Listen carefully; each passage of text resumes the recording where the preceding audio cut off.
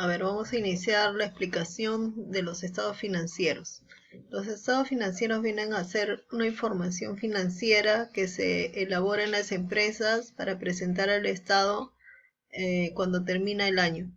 Si estamos en el año 2020, cuando termine 31 de diciembre, en el mes de febrero sale publicado en los diarios de mayor circulación y en la web de la SUNAT, de acuerdo al último dígito de RUC, en qué día tienen que presentar su información financiera, que son los estados financieros.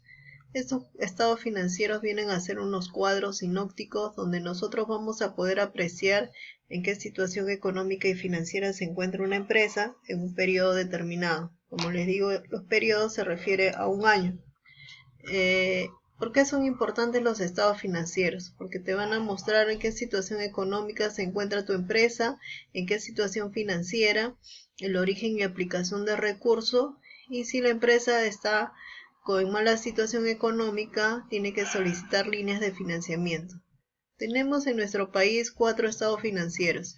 Estado de situación financiera, donde se registra todo el activo, pasivo y patrimonio que tiene una empresa, ¿no?, en un periodo determinado. El estado de resultados, donde se va a registrar los ingresos y los gastos de la empresa. El flujo de efectivo, todo el movimiento efectivo. El estado de cambios en el patrimonio neto, se va a reflejar todo el movimiento de las cuentas patrimoniales, que se refiere al elemento 5 del plan contable. El estado de situación financiera, como les dije, esto se va a elaborar en un periodo determinado y determina en qué situación financiera se encuentra la empresa. Es importante porque nos va a dar a conocer todo lo que tenemos en una empresa, todas las obligaciones por pagar y la parte patrimonial de una empresa.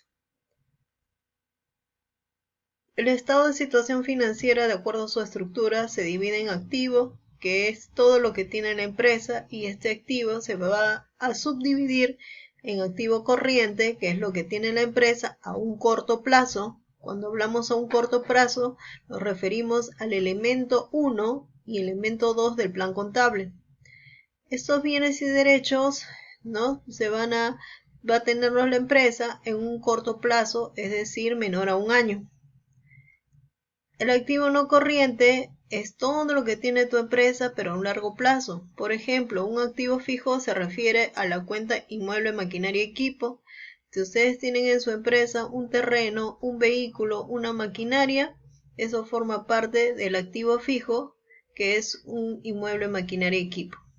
Los intangibles se refieren a los gastos preoperativos, todos los trámites que se realizan en una empresa. El pasivo viene a ser todas las obligaciones por pagar que tiene la empresa en un periodo determinado, y ese pasivo se puede pagar a un corto o a un largo plazo. Cuando vamos a pagar obligaciones a un corto plazo se llama pasivo corriente, pero si lo vamos a pagar a un largo plazo se llama pasivo no corriente. Entonces, estas son las obligaciones que tenemos en una empresa. Pasamos al patrimonio. El patrimonio está representado por los aportes de los socios accionistas, y cuando una empresa se inicia va a tener un capital social. Al 31 de diciembre la empresa tiene que guardar de reserva 10% de la utilidad y se llama reserva. Y la utilidad que refleje o la pérdida que refleje va a ser el resultado del ejercicio, que va a formar parte de resultados acumulados. La estructura, de acuerdo con ACEP, debe contener los estados financieros notas. Las notas son las explicaciones al detalle cómo está formada cada cuenta. En su elaboración se debe tomar en cuenta los principios de contabilidad. Sabemos que un principio que les expliqué al inicio de las clases era el principio de la partida doble, ¿no?, que se registra el debe y el haber en los asientos contables. Y otro principio que les había informado es el principio de la moneda, ¿no? Nosotros somos peruanos y tenemos que trabajar a moneda nacional. Si tenemos operaciones o comprobantes de pago en dólares, tenemos que convertirlo a soles con el tipo de cambio que se le da en los ejercicios. En la vida real es con tipo de cambio de venta. Las formas de presentar pueden ser horizontal o vertical. Si yo presento la información financiera en forma horizontal, quiere decir que al lado izquierdo va el activo, al lado derecho el pasivo y el patrimonio. Si voy a presentar en forma vertical, Quiere decir que primero va el activo, debajo el pasivo y luego el patrimonio. Entonces acá tenemos, por ejemplo, una estructura que primero va el nombre de la empresa, cómo se llama el estado financiero, a qué periodo corresponde, todo el activo a la izquierda, todo el pasivo y patrimonio a la derecha, ¿no? Por ejemplo, el activo sabemos que se subdivide en activo corriente y no corriente.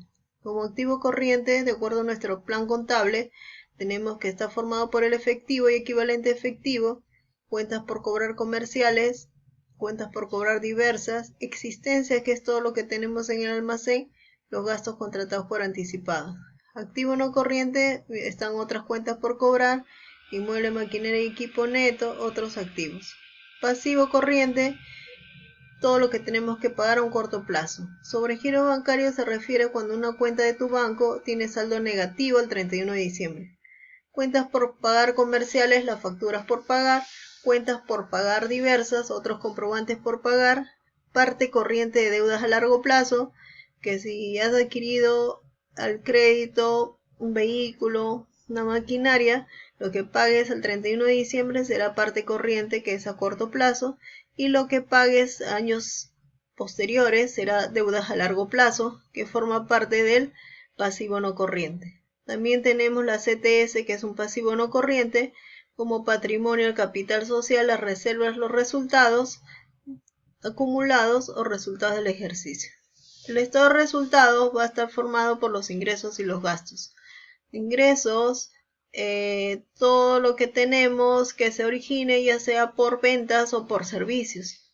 Los gastos sabemos que se van a reflejar de acuerdo al plan contable en el elemento 6 y elemento 9. Todas las cuentas del elemento 6, desde las 60 hasta las 69, serán gastos. Y con respecto al elemento 9, usamos la 9.4, gastos administrativos, 9.5, gastos financieros, gastos de ventas, 9.7, gastos financieros. El estado de resultados, se va a registrar los ingresos de una empresa. Aquí podemos observar un ejemplo de un estado de resultados. Tenemos las ventas brutas 135.200, le resto las devoluciones, me va a dar las ventas netas 125.200, le resto el costo de ventas 75.120 y me va a dar la utilidad bruta de 50.080. De allí voy a tener los gastos de operación, gastos administrativos 22.100, gastos de ventas 10.258, utilidad operativa 50.080 menos estos dos gastos me va a dar 17.722, otros ingresos 500, gastos extraordinarios, gastos financieros, utilidad antes de impuesto a la renta 16.132, impuesto a la renta que es negativo y me va a dar la utilidad neta. Bien, entonces, como podemos observar nosotros, que no se vayan a olvidar que en nuestro país tenemos 4 estados financieros. Estado de situación financiera, ¿ya?, donde se registra el activo, pasivo y patrimonio de la empresa. Tenemos el estado de resultados integral. Estado de resultados integral. Vamos a añadirle aquí. Estado de resultados integral. Que allí registramos los ingresos y los gastos de la empresa, donde vamos a obtener una utilidad para poder pagar impuesto a la renta al Estado. Tenemos también el estado de flujo de efectivo, donde va a estar todo el movimiento efectivo, y el estado de cambio en el patrimonio neto, donde se va a elaborar, informar todos los movimientos que ha ocurrido de enero a diciembre con respecto a las cuentas patrimoniales, que forma parte del elemento 5. Para poder trabajar el estado de situación financiera y el estado de resultados, necesitamos de tener información de un balance de comprobación, ¿no? Entonces, recuerden que ya hemos trabajado el balance de comprobación de la actividad 1. Entonces, con esa información les voy a enseñar a ustedes cómo se elabora el estado de resultados integral y cómo se elabora el estado de situación financiera, de acuerdo a una estructura, ¿no? Ese es un formato con el que se tiene que elaborar esta información. ¿Ok? Para poder elaborar nosotros nuestro estado de resultados, primero se va a colocar las ventas. Entonces tenemos que ubicar en nuestro balance de comprobación cuánto es el importe de las ventas. Después de las ventas, sabemos que hay empresas que hay devoluciones de ventas. Entonces, si hubieran devoluciones de ventas, las devoluciones de ventas se restan. Ventas menos devoluciones de ventas, y también se le va a restar el costo de ventas. Entonces, ventas menos devoluciones de ventas menos costo de ventas te va a dar una utilidad bruta, ¿no? Y a esa utilidad bruta le vamos a deducir los gastos administrativos y los gastos de ventas, que se registran en la cuenta 94 y 95. La utilidad bruta menos gastos administrativos menos gastos de ventas te va a dar una utilidad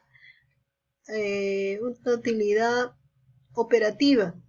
A esa utilidad operativa le tenemos que deducir y añadir ingresos y deducir otros gastos, de tal manera que luego nos va a reflejar un resultado que puede ser positivo o negativo, y cuando ese resultado es positivo es donde la empresa tiene que hacer su cálculo de su impuesto a la renta. Si el resultado refleja un monto negativo, también se hace el cálculo, pero no se paga ningún impuesto a la renta porque la empresa tiene pérdida, no se puede pagar impuesto a la renta, ¿no? Y si enero a diciembre ustedes han pagado impuesto a la renta a cuenta, pagos a cuentas, eso te sirve para un saldo a favor para futuros pagos. ¿Ok? Entonces, esos son los dos primeros estados financieros que vamos a trabajar con nuestro balance de comprobación de la primera actividad número 1.